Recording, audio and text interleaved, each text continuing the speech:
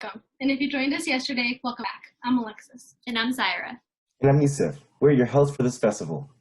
We are so excited that you're here. This is a festival dedicated to both adults and youth in hopes of creating a more inclusive society. To kick us off, we are going to watch a video that introduces you to our YCD Student Virtual Board. Enjoy. And have fun.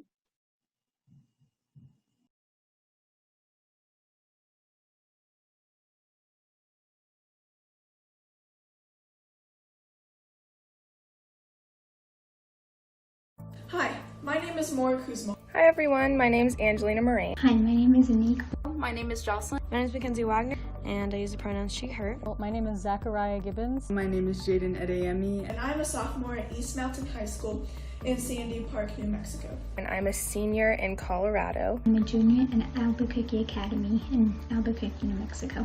I'm 17 years old and I'm a senior in Colorado. I'm a senior from Colorado Academy in Lakewood, Colorado. I'm a senior at Cherry Creek High School in Denver, Colorado. And I am a senior at Highland High School in Albuquerque, New Mexico. Founded on the principles of identity, diversity, and inclusion, Youth Celebrate Diversity supports students and teachers across the nation by teaching them skills like how to organize locally, how to educate themselves and their peers, and how to take action for inclusivity and social justice in every community.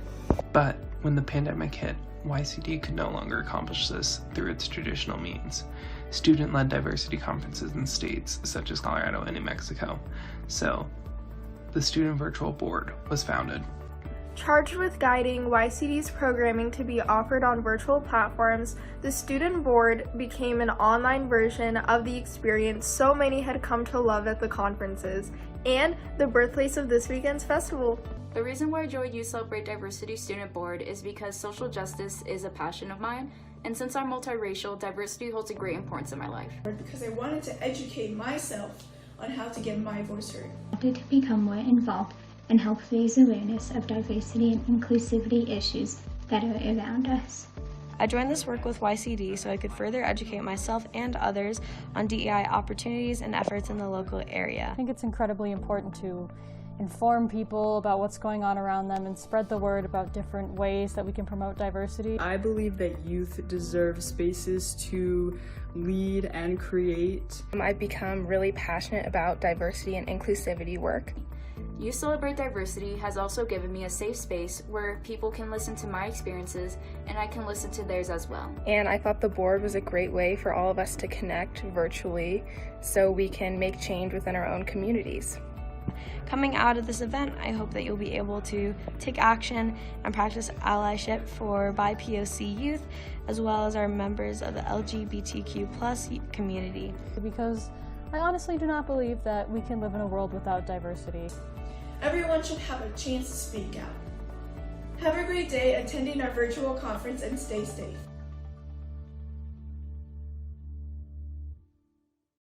If you're a high school student and interested in joining the YCD Student Virtual Board, which is the group that helped organize this virtual festival, applications are now open for the spring semester. Students join for a semester at a time, but have the opportunity to stay on the board longer if interested. We especially would love to have more students from different states around the country on the board for 2021. Visit ycdiversity.org to apply or to find more information.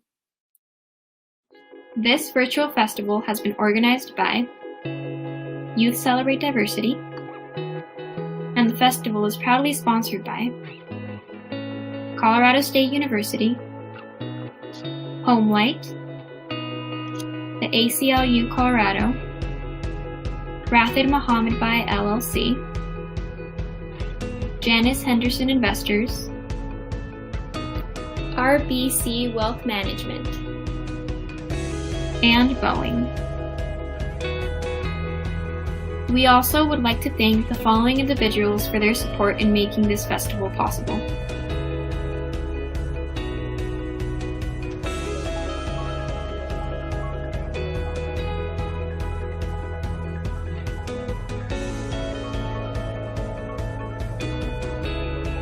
Thank you!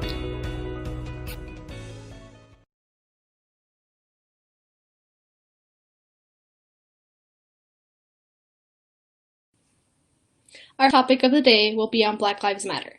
With everything going on in the world recently, it is something we feel was a very important topic.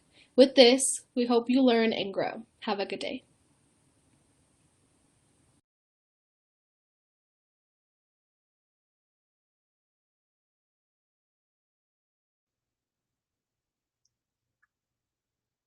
Hi.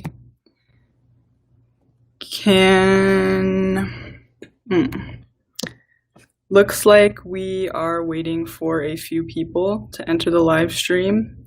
But welcome everyone who's watching. Today's panel will be on intersectionality and Black Lives Matter.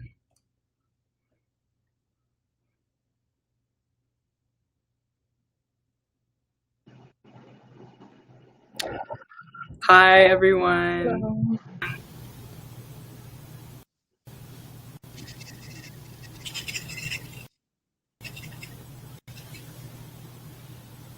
Hi, how's everyone doing? Good. How are all of you doing? So I'd like to welcome everybody to our Intersectionality and Black Lives Matter panel. My name is Jaden Edeyemi, and I'm a senior at Highland High School in Albuquerque, New Mexico. And I'm joined right now by one of my segment production teammates, and we have all of our local panelists. So I will begin by allowing everyone to introduce themselves. If you can say your name, pronouns, and just a little bit about yourself. My pronouns are she, her, hers, and I will pass it on to Rediet. Hi, I'm Rediet Mogus. I'm currently a junior in Aurora, Colorado. And yeah, I'm really excited for this. So I'll pass it on to Dread.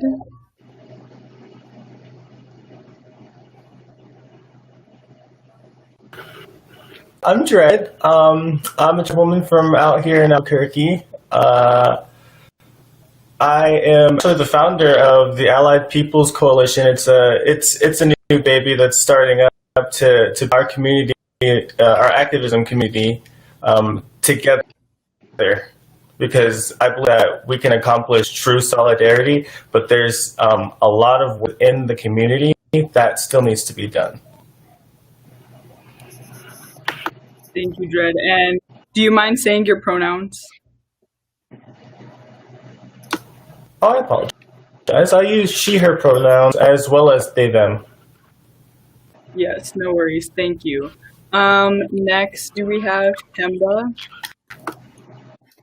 Hi, my name is Kemba Hendricks. My pronouns are she, her, and hers. I went to high school in Colorado. I went to Cherry Creek High School in Colorado ages and ages ago.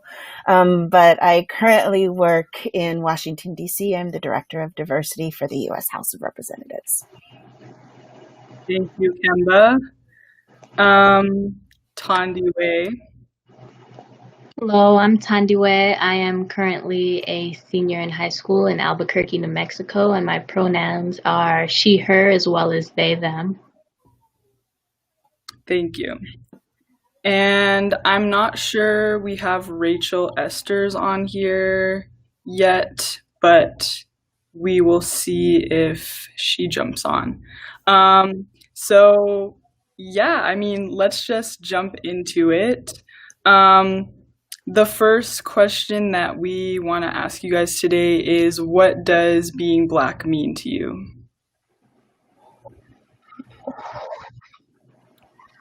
And you guys feel free to just jump in if that works for you guys. We can just, yeah.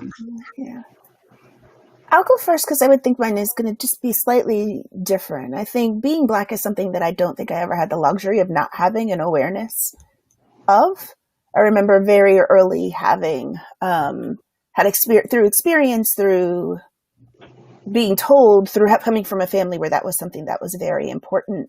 I think it is it's a huge part of my identity, but even more of that coming from a place when I was very young, being in school where I was typically the only person who had that identity, and having to grow where coming from being the only, where that came and took some negative connotations, having to grow in a space where I learned to love myself because of it and in spite of it, and then it growing into a place where it became a source of pride and a sense of belonging, a sense of cultural connection to other people.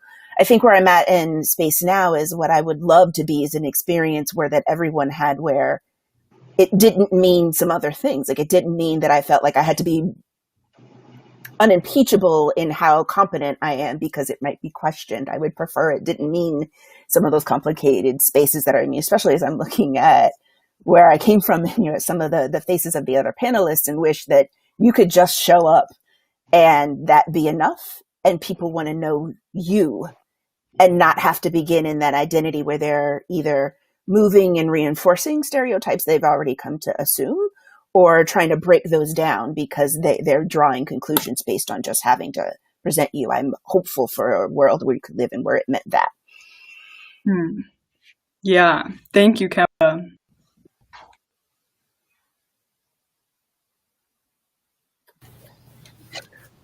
Being Black for me, honestly, my life has been an interesting journey. So I was raised in Belgium, right? So I've only actually been in the United States for about 5 years. My mother was in the United States Air Force, which is why I was raised overseas. And one of the experiences that I had was definitely being the token Black person, like everywhere that I went. And that kind of, it made me suppress what I thought was Blackness to a degree where when I was a teenager, I used to speak English just like this because I thought that the people would accept me, And when I moved to the States, I started realizing that the world is inherently white supremacist in just little ways like that, And I started really looking into my culture, and I started, asking my parents in my late teens where we were from, and it turns out we're a nation, right? And I began to take so much pride in being African, in being American, and over the years, it's been an experience. Like I don't know if you guys have seen that series Woke on Hulu, but I identified, and the way that he was forced to snap out of his blinders. I went through similar experiences, like really similar experiences when I got to the States. And for me, being Black, it means being the surviving culture. It means being a person who is here to show America exactly what it is to be an American and exactly what it is to survive in this country. Thank you, Dred. Tandiwe, take it away.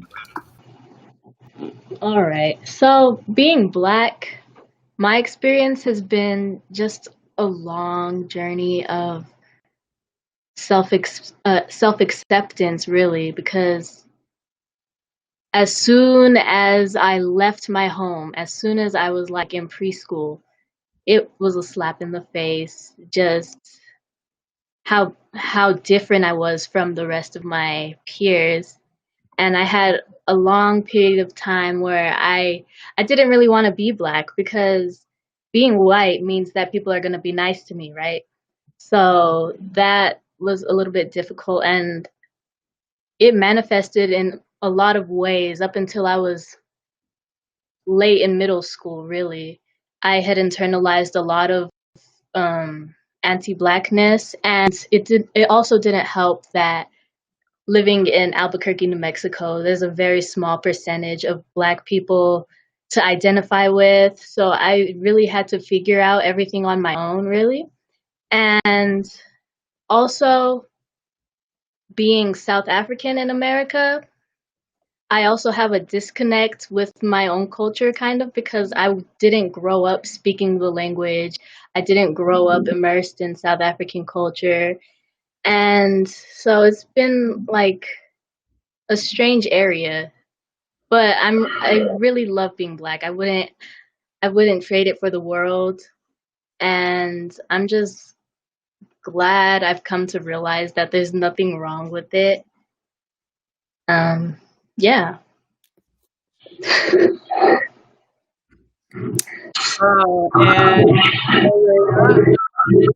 other segment production has entered. So if you would just like to introduce yourself quickly.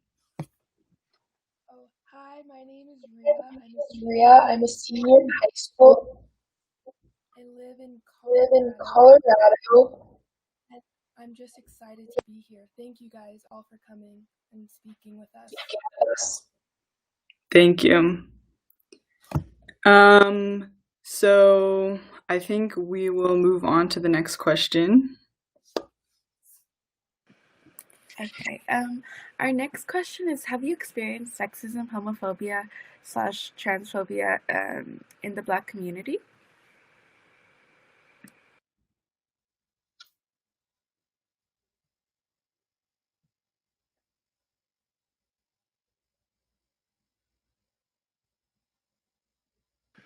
And anybody can go first.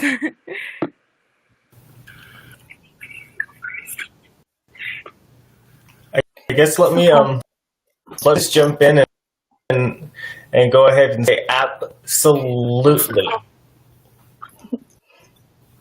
There have been times where I have been unsure of myself simply because of other people's perception of me, and really, it really comes down to a lack of representation and a lack of acceptance of the people from within our own community. It really does. The transphobia that I've experienced comes from not knowing that it's okay to be trans. The homophobia that I've experienced comes from it's seated. Our culture, Black men in America, fear gave that I personally never really understand, but the fear is there, and I can only hope that someday. I I have brothers that see me and they see me as their sister, and I can only hope that someday we can all be, loving towards each other, because at the end of the day, we're all brothers, sisters, regardless of how we self-identify.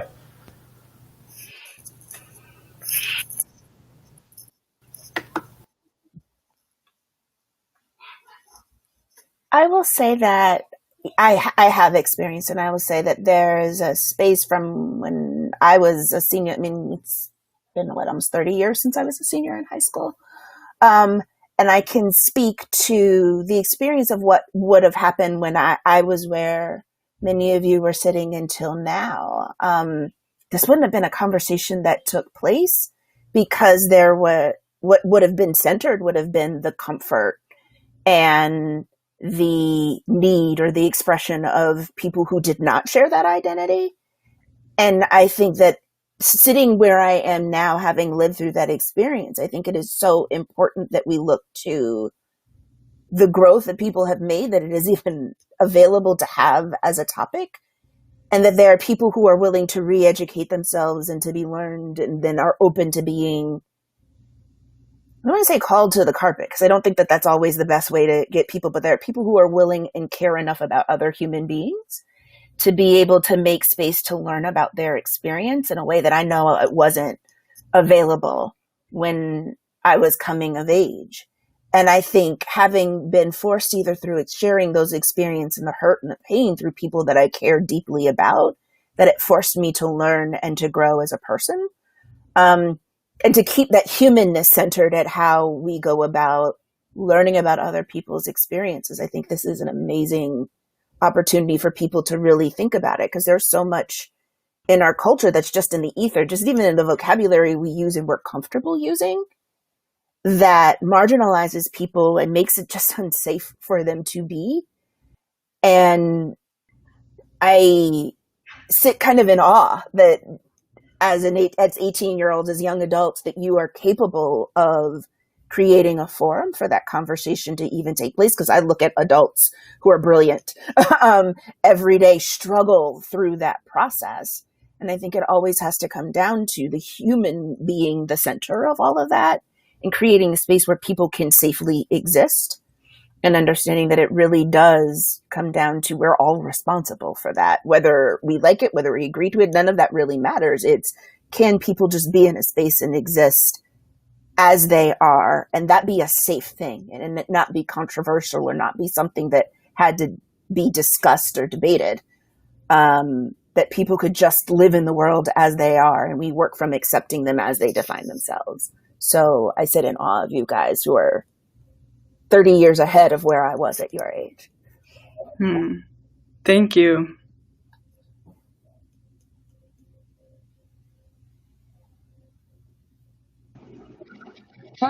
I've definitely experienced all three. And sometimes it be your own family. But I think a lot of it stems from indoctrination. I get a lot of, yeah, I accept them, but they're still sinners, you know? And that is an even deeper issue within the entire Black community that I think needs to be discussed more.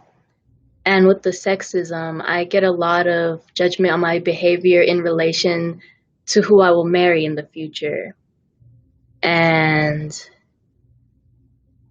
yeah, reducing me to my future spouse, whoever that may be, instead of seeing me as my own person. So, yeah.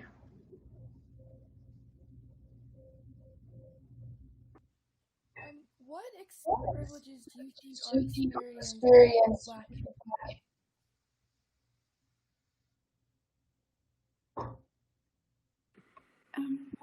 Sorry, I'm having a hard time hearing Rhea. So I'll just repeat the question just in case you guys were also having that hard time. So the question is, what privileges are experienced in the Black community?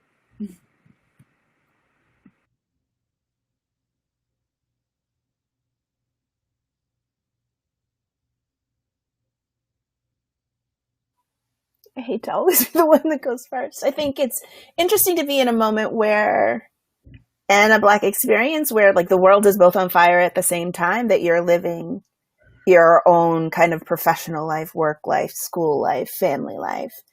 As a professional, I can say is in a space in this moment in the 8 months of the pandemic, I've been privileged to not have my, like, and not just because of my identity, but and sometimes especially because of my identity. Privileged in that there's a moment where my credentials mean more right in this minute, right now. I'm an African-American woman with a JD who works on diversity and has a background in education. And suddenly we're in a moment where that experience, that mindset, that thought process, the identity of all of those things coming together means something in terms of currency in the moment. And so professionally, I've experienced a space where I and colleagues that do this kind of work pretty extensively are experiencing a space where I'm looking at my colleagues not being able to keep up with the opportunities that are being provided for them in this moment because it has the world's attention. At the same time, dealing with a pandemic where I've lost family members, where the work that I do, I work on Capitol Hill, there's nowhere that I can escape what's happening in the news because it is, in fact, the driver of that work. And so it's this, there's a space of privilege. Financially, I am privileged. Experience-wise, I am privileged. I am privileged to have the ability that people kind of want to right now hear what I have to say. But all of that is necessarily tethered to the fact that I'm dealing with all of that in this experience where I can't escape the other things that come with it. Like I have family members where we're planning funerals around storms because my family is centered between Louisiana not Louisiana, Florida and Texas. And all of those experiences, like where the pandemic started are in cities. Most of my friends and families live in cities and are deeply affected by it. So I think that there's that privilege of understanding what's happening, understanding how to adapt and swing, because there has been that culture of resilience that has been built up over time. But that resilience is necessarily deeply connected to an inability to escape what's happening in the moment.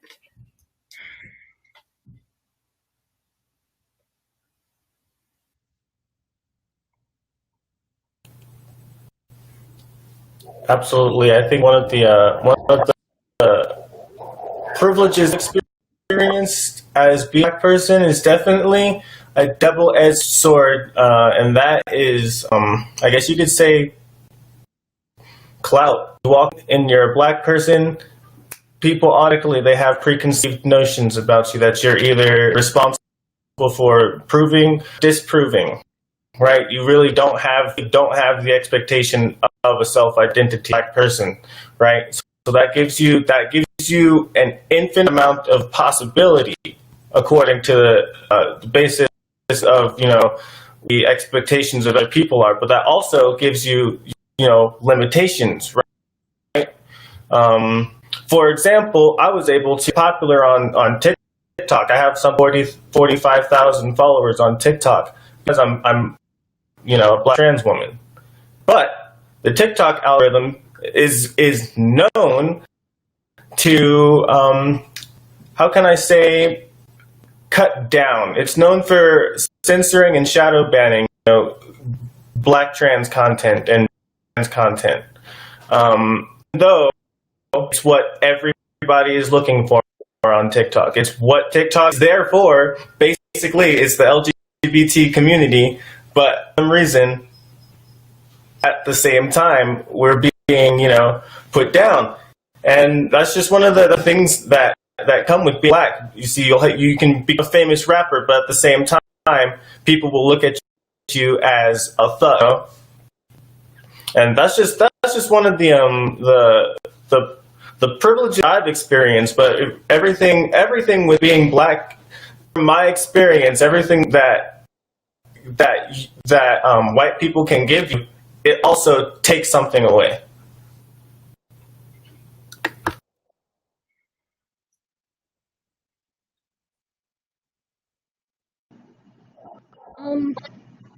I say a lot of the privileges we have do in fact stem from our traumas that we endured.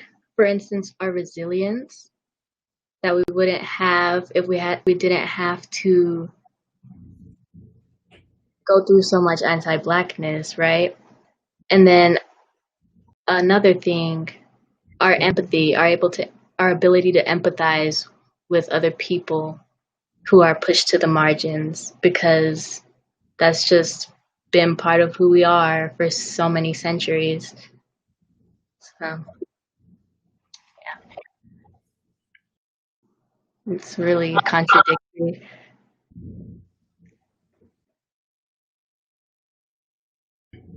Yeah, thank you, everyone. And I just wanted to jump into to share a little bit on this question as well. When I think about privilege within the Black community, about not right, and often like all shoved into this one box.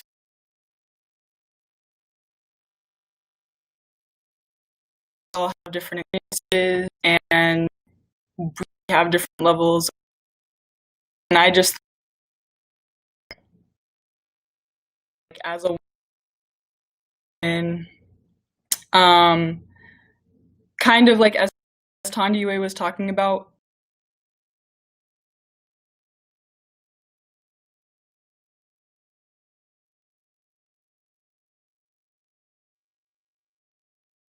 just being reduced to like an issue of white supremacy, but I think that there are also like issues within our own community that we need to talk out and hash out to really like find unity. To know what unity is, we have to be able to recognize like trans Black lives, queer Black lives, Black women, because we don't always talk about that. And I think like so often we forget most of the people that we see on the news in terms of like police violence are men, but we don't highlight the stories of Black women, we don't highlight the stories of Black trans women, Black queer people. And so that's my thought about privilege in the Black community. I think there are certain privileges that some Black people do have within that community that we have to be able to recognize if we really want to start a movement.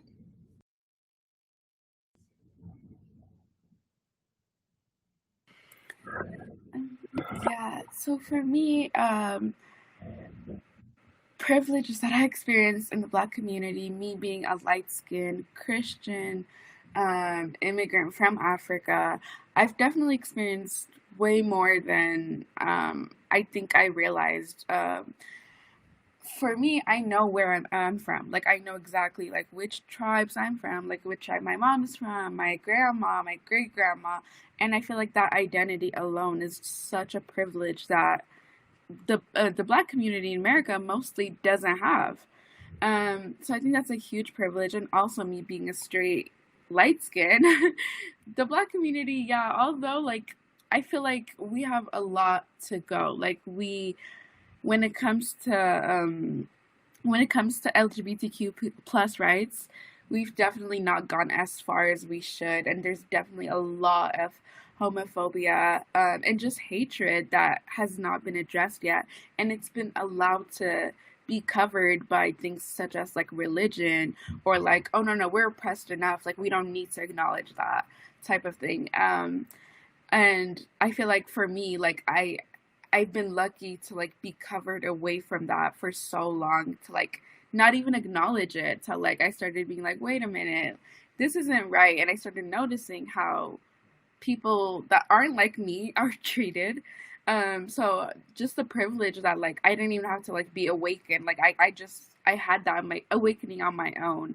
Like there wasn't some rude awakening that I had to experience. And me being light skinned, we favor like the most white features. So me having like a lighter skin, a lighter complexion, that gets me closer to white people, that also gives me privilege of being like, wow, like you have a beautiful skin. Like I never noticed that also until I started having discussions like this, that I was like, wait a minute, like I'm privileged in this place, and this isn't privilege I should have. So yeah, sorry.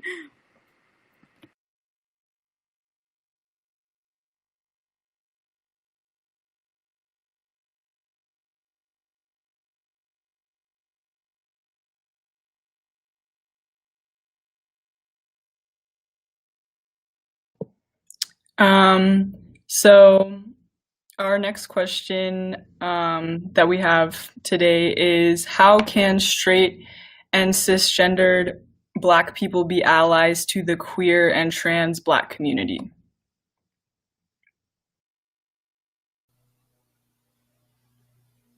I think the first step in all allyship is listening. And I think it's really important that you provide an opportunity to center the experience of people of that identity, and you're there to lend support to that rather than the person driving the narrative. I think it's also important that we commemorate how we all got here.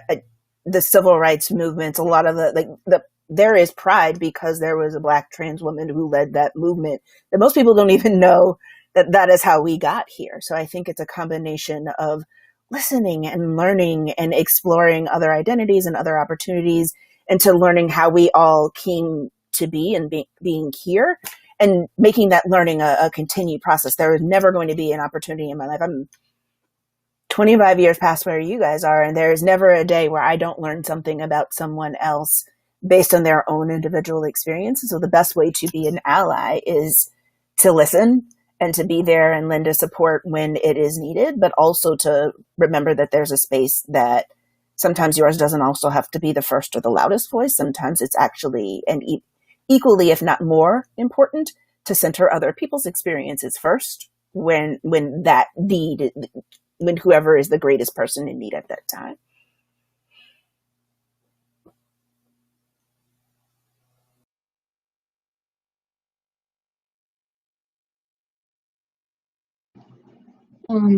I think another important thing for straight and cis allies to do is when they see their Definitely, cis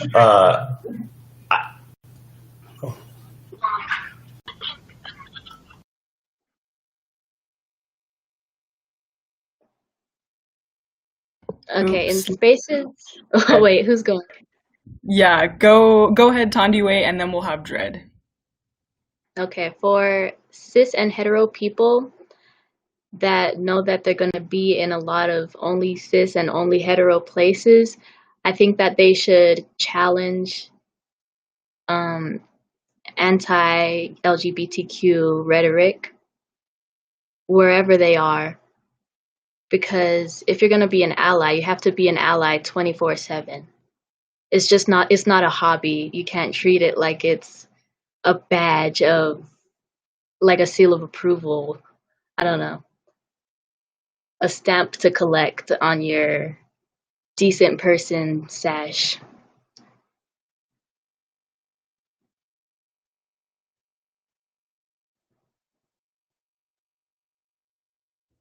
And you can go ahead, Dread.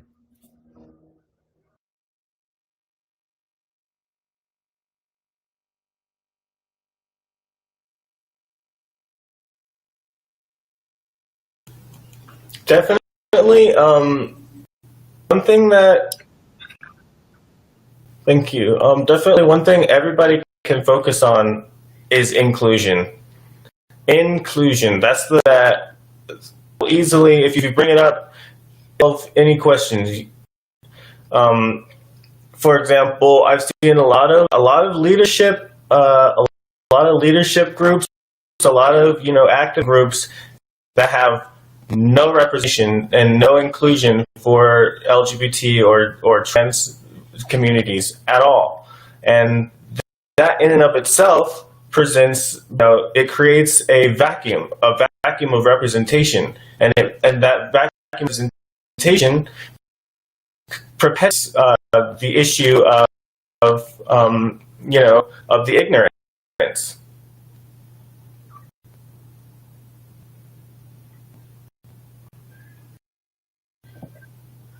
Yeah, I mean, I hear all of you, and I definitely agree. I think for me, the biggest thing is kind of just like having an open mind and recognizing that everybody is maybe not what you expect them to be. I think a big thing that's come up recently is like using pronouns, asking people their pronouns and respecting that, right? Because not everybody is going to be not everybody has the gender identity that you might think that they have, or identify the way that you might think they identify. So I think that it's just like all about respect and maybe being a little bit uncomfortable. I know that for some straight cisgendered people, these things can be uncomfortable because they're new to them. But I think that like if they're able to open up and accept people's differences, then we can start creating safe spaces for queer and trans Black individuals.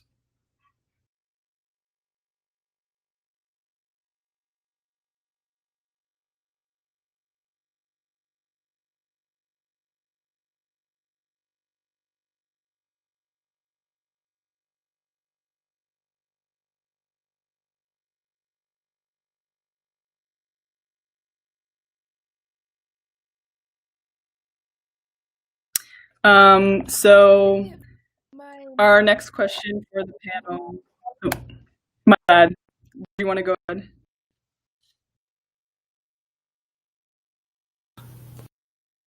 Definitely, it really does. I really do believe it all down to inclusion and representation.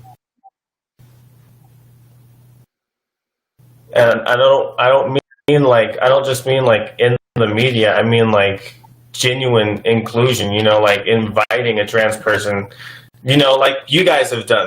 This stuff's happening right now is the prime example of what exactly needs to happen. Oh, I'm done. I'm sorry. Yes, no worries. Can you guys all hear me? Okay, good. I think some people are having some tech issues, so I just wanted to make sure. So our next question is, how can Black men actively support Black women?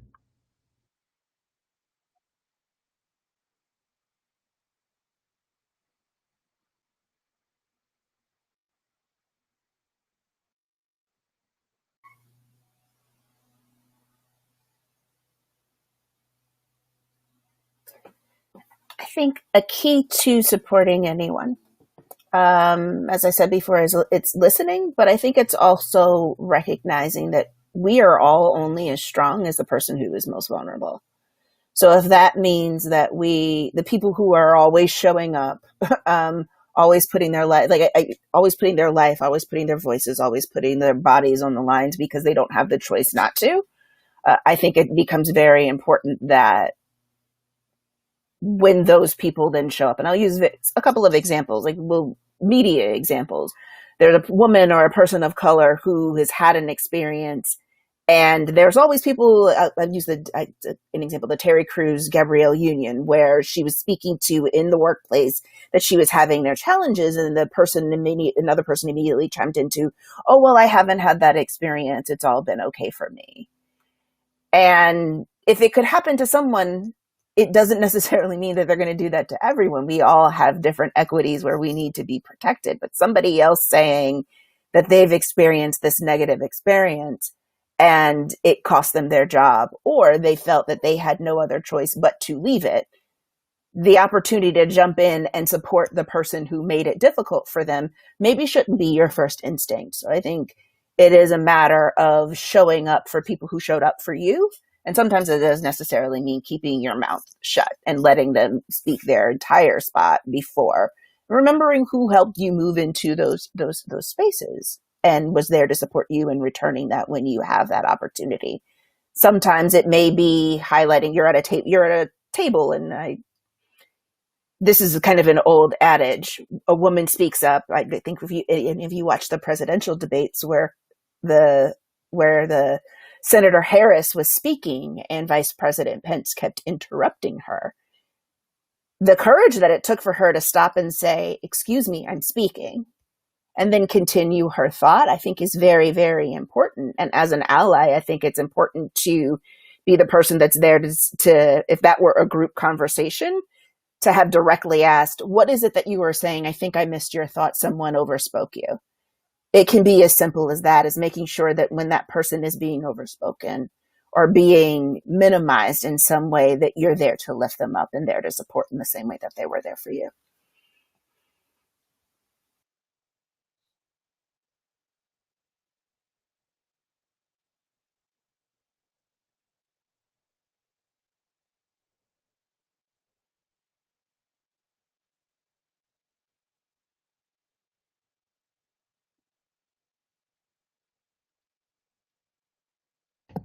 And really quickly, I just want to let everyone know that we have about 5 minutes remaining.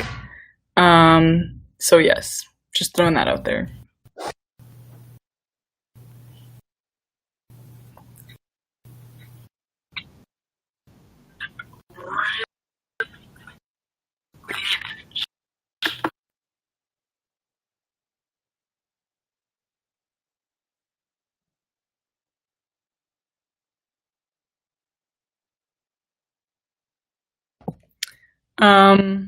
So I would just like to conclude. Okay, definitely. I wanna agree with everything that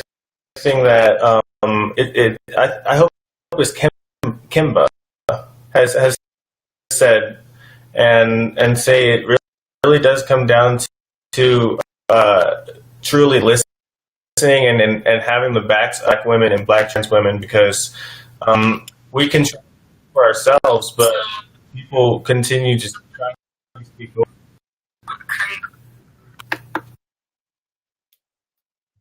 I'm sorry about the lag. Yeah, no, it's okay. We're having some tech issues, but go ahead and continue.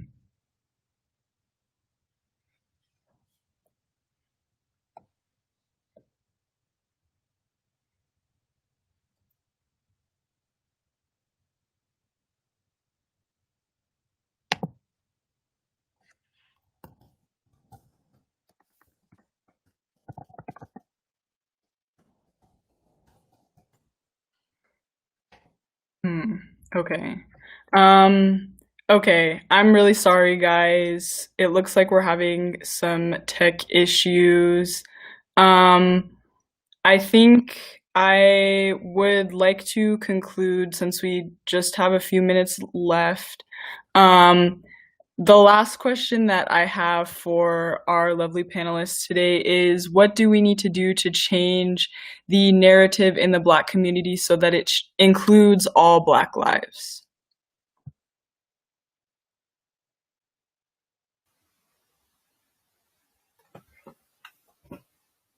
I think education has to be a big part of that. Not understanding how the stratification of difference impacts how we experience. Really, what we're all doing is we're competing to be in that space of privilege, rather than looking at privilege as something that it is not so zero sum that we have to fight over it, but that power, that opportunity could be expanded, and we could all have some. Some of that is going to come from it.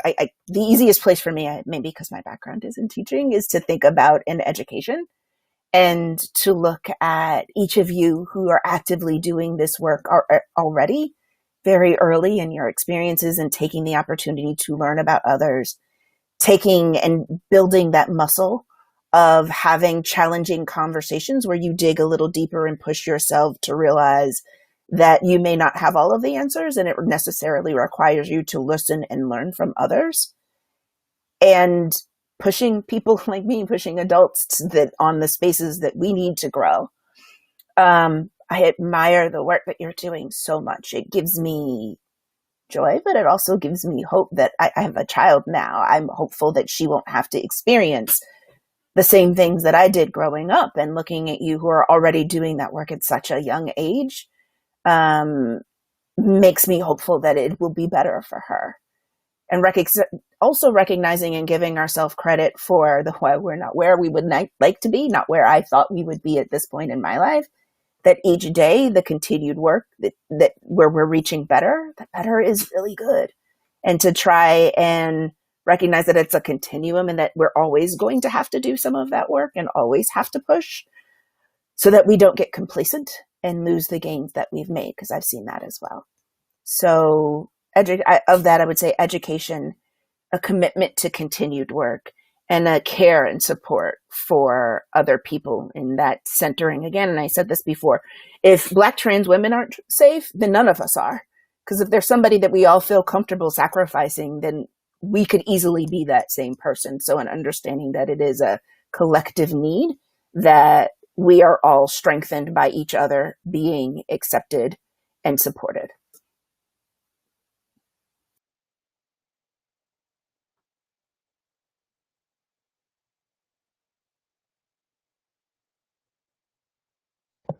Can I get Tandiwe to jump in? I think a huge part of unifying the Black community is understanding that we don't want to be in the place of the oppressor. We want to get rid of the whole system of oppression. We can't be unified if we still have hierarchies within our own community. And yeah, so that's my...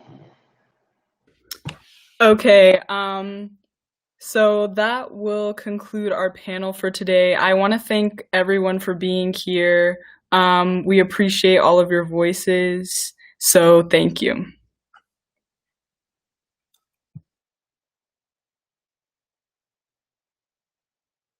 Peace, peace, peace, world. Ladies and gentlemen, we are the Reminders. I'm Big Samir. I'm Asia Black. And we're going to share a couple songs for you today. Also, we've been quarantined in the we're welcoming you into our house today. And since this pandemic, we've been here just growing in ourselves,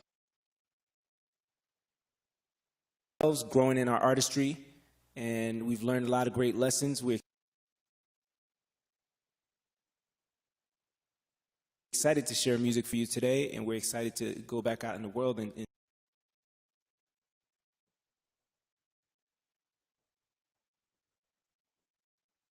touring the world and connecting with everybody and feeling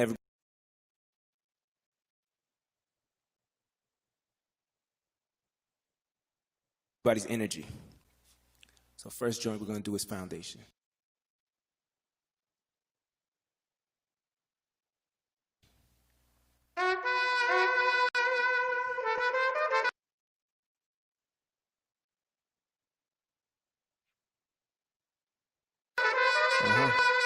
Foundation.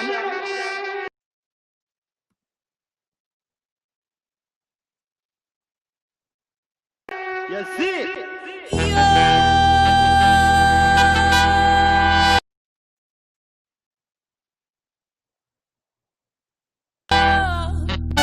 Yes, yes.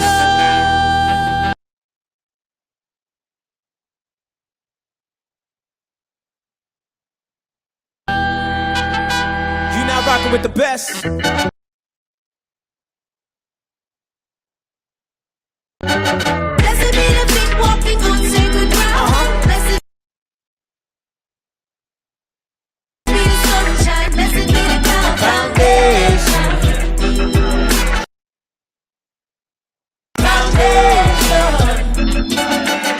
Welcome to the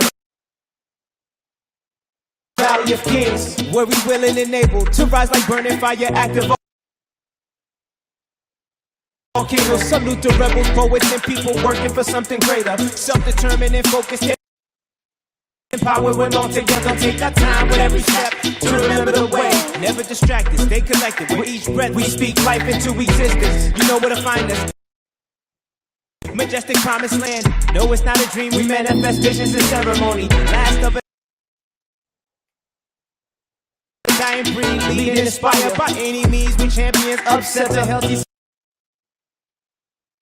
survivor, destined to grow with exceptional plans of being timeless, strong and everlasting. Only reason with the virtuous. Brick by brick, and stone by stone. By stone. Brick by brick, I and I build. Come on. Blessed be the feet walking on sacred ground. Blessed be the sunshine. Blessed be the Foundation. The mighty, mighty foundation. Nourish the spirit to strength. In the room, stronger the soul. Sweet down the foot.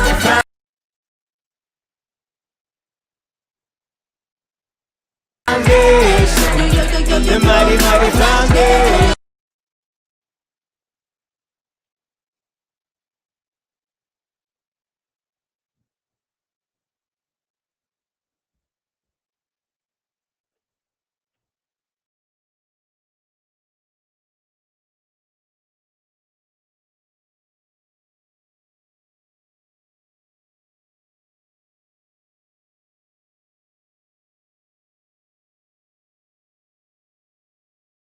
Peace, peace, peace, world. Ladies and gentlemen, we are the Reminders. I'm Big Samir. I'm Asia Black.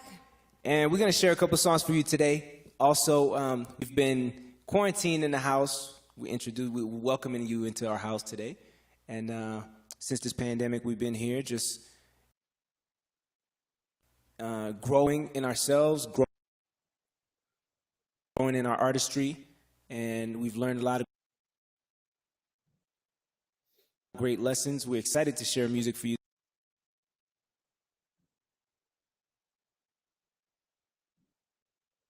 today, and we're excited to go back out in the world and touring the world and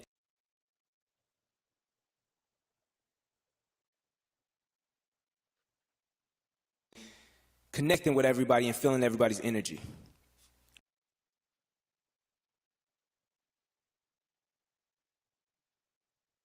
So first joint we're going to do is Foundation.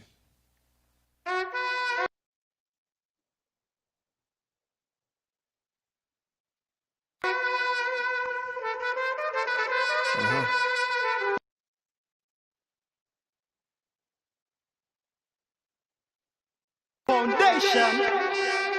You see it?